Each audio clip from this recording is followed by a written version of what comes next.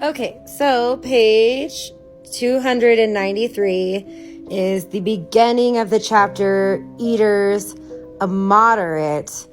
But most of the page is from the chapter before, which is a chapter on dying words, so I think we should just jump right into it. When asked in his 36th year to write a requiem, Mozart sadly said, "It will be my own then," and he died as soon as he had finished it.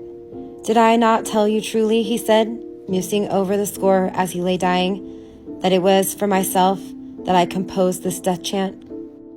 Fletcher, the great French divine, dreamt that he was to die and ordered his tomb. "Begin your work at once," was his final instruction to the sculptor, "for there is no time to lose," and no sooner was the house of death finished than its intending tenant entered upon its possession. "What is to be the subject of your next design?" asked a merry party of friends of Hogarth.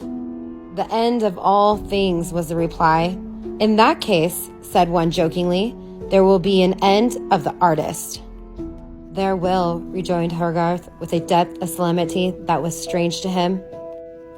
He set about the plate in hot haste, broke up his tools when he had finished it, and titled the print, "Finish," and in a short time after its publication, lay stretched in death. In spite of all the numerous infidel philosophers who flocked around Voltaire in the first days of his illness, he gave signs of wishing to return that God whom he had so often blasphemed. He called for a priest. He afterward made a written declaration in which he had renounced infidelity, signed by himself and 2 witnesses. He then refused to see his infidel friends and called upon the Lord Jesus. At one time, he was discovered trying to pray. He had fallen from his bed in convulsive agonies and lay foaming with impotent despair on the floor, exclaiming, "Will not this God who I have denied save me too? Cannot infinite mercy be extended to me?" His physician, called to administer relief, retired, declaring the death of the impious man to be terrible indeed. The Marshal de Richelieu, this guy, flew from his bedside, declaring that the sight of such a deathbed was appalling.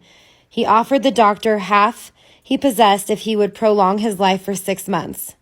When the doctor told him that he would not live 6 weeks, "Then," said he, "I will go to hell and you will go with me." Soon after that he expired, a terror to all who beheld him, a warning to all who were inclined to follow his steps.